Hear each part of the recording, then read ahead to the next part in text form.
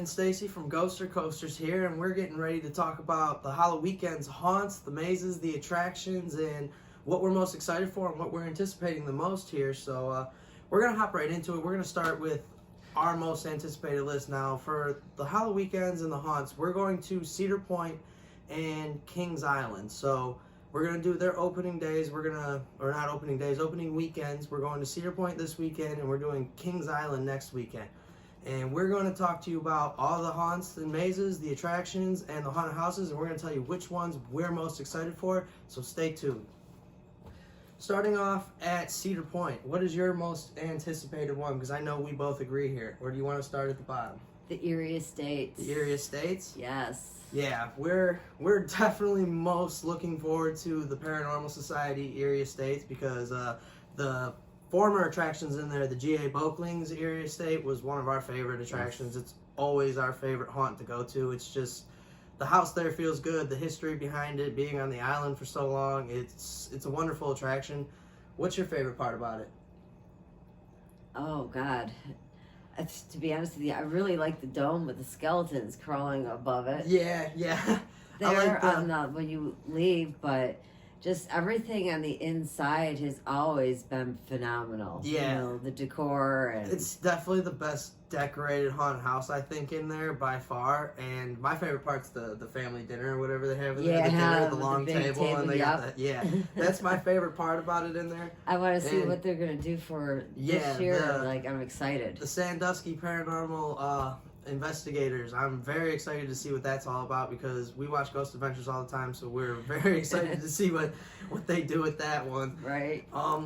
Going to Kings Island now, our second most anticipated is going to be the Hotel St. Michelle. Yes. Now that one is new to us. It's new this year, and what's going on with it is there's a rumor that the Hotel St. Michelle is haunted, and we're going to find out for ourselves. Now to us, that just, the theme fits for me. I'm not sure why it's her favorite. It's my favorite because we really want to see what they do in there. Oh my God, the cats are going nuts. I know. In here. Sorry, our cats are going crazy right now. It's a little distracting. But yeah, basically what we want to do there, or we wanted to see from that one, was what they can do with the haunts in there, because that theme fits for us. We like haunted houses and attractions. We don't really like all the freak show fairground stuff and the side stuff. We like sticking to actual haunts and scary things for like the Halloween theme, and that more so fits than carnival stuff or freak show. So that one's definitely one we're looking forward to the most. I was going to say, blood and gore is not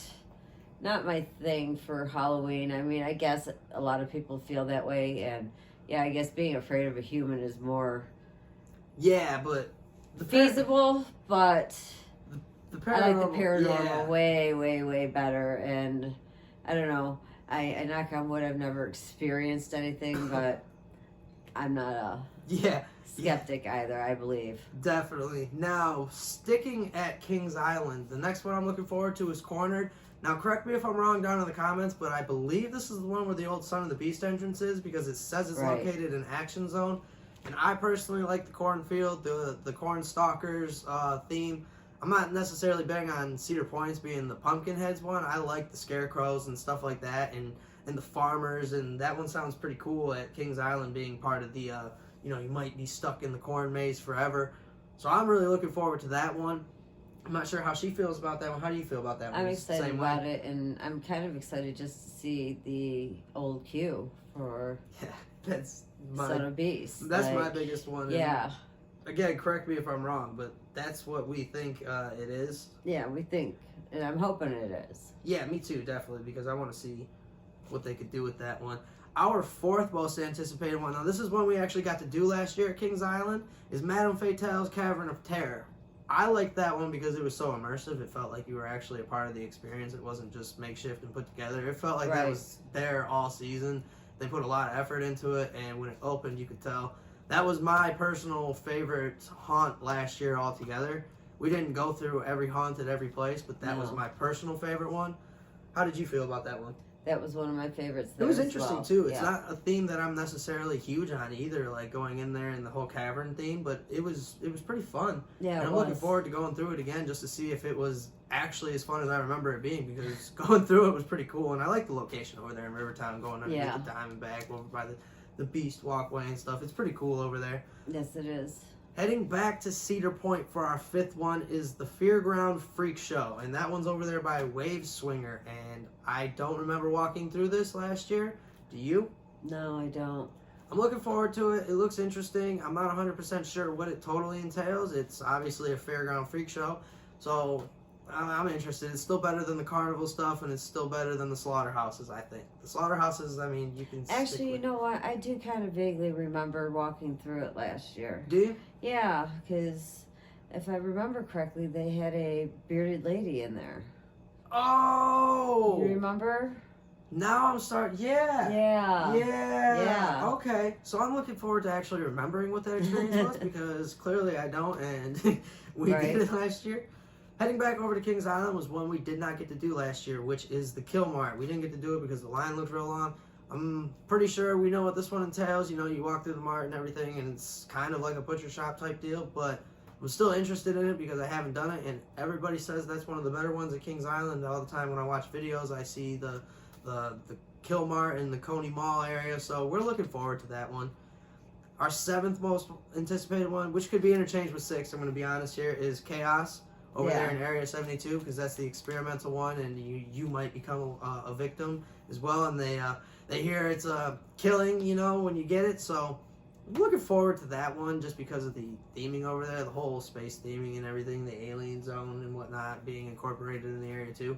I'm pretty much looking forward, and the racer looks wonderful lit up at night. That whole area looks great. Orion looks great, so like it's just a really fun area over there, especially walking down before you get under the racer and whatnot by the arcades and all the lighting over there. It's super, super cool. And that's going to entail us into the feature coming next, because one of the scare zones is our utmost favorite zone, and we'll get to that one last because that is the best part of all of the haunts, I think. I think we both agree there. That was one of the most fun. So heading back to Cedar Point, Hexed, Black Magic. Now this one's over there by Gatekeeper. We did this one last year. Yeah. I liked it. She liked it. It wasn't a theme we were looking forward to again. It was one of those like, I'm not sure what we're getting into. Let's try it. The line was short. We went through and we did it a couple times because it ended up being pretty good. We went through it twice or 3 times, I think. I think we went through it twice. Yeah, for sure twice, maybe 3, because it was one of the better ones, and there were more. It seemed like there were more actors in there and more people trying to scare you, so that one was really fun too. I personally enjoyed it. It was a darker zone too. It wasn't totally lit up, if I remember correctly. There were some zones where you had to, you know, kind of adjust your eyeballs to see in there. And it was definitely a little more scary than all the other places, I thought. Yeah, definitely. Now, what were you gonna say? I was just gonna say I'm kind of hoping that this year is a little bit better with the screamsters and all that. Like, I understand, you know, last year was the first year back after COVID, and you know, it was really hard for getting employees. And I know even this year staffing issues were still a thing, but very much so. I do recall seeing people dressed up as screamsters taking applications on the Midway at Cedar Point a few weeks ago. So hopefully it's better than it was last year. The reviews are starting to pour in from tonight, and it looks great. So yeah. Now, to our final one, and it's going to be tied here because Cedar Point and Kings Island both offer a similar experience here, but it's going to be the Slaughterhouses. Because again, it's just not the blood and gore part is scary, but I mean, there's much better ways to do it. You could have done like a woods killer. There's just different ways to do the blood and guts other than a butcher shop. I feel like it's redundant and been done numerous times, and I mean, to the redundancy point, you have them at 2 different places within, 2 hours of each other. I mean, it's just a simple one to do, and it's not really that.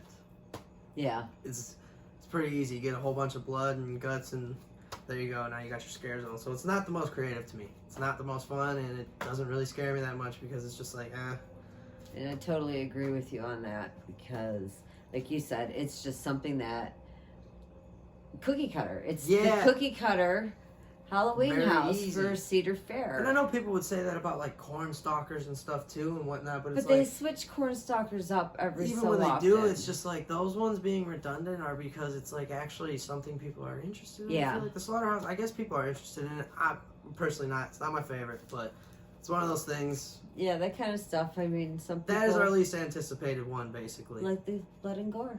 Yeah. So the zones, we know what our favorite like 3 or 4 zones are here. Yeah. So the other ones might be a little interchangeable, and we might disagree or come to different conclusions by the end of this. But I think we both agree that the Frontier Trail banished one with the evil lurking on the trail could have been much different, and that's one of my least anticipated zones personally.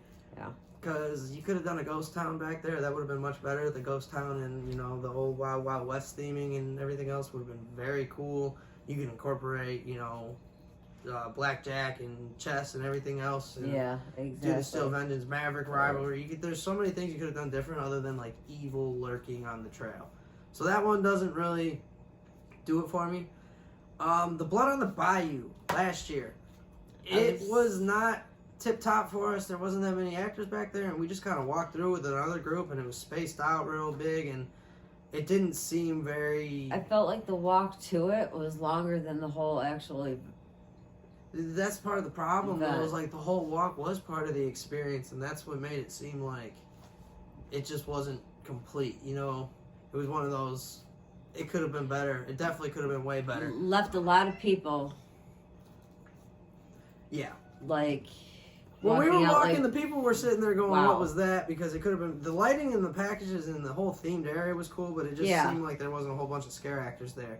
Yep. So, the next one, we're kind of looking forward to this one. This one's up in the air because we don't know for sure. It's Cutthroat Cove over there by Yes. Maverick, because that one seems pretty cool, the pirates and everything.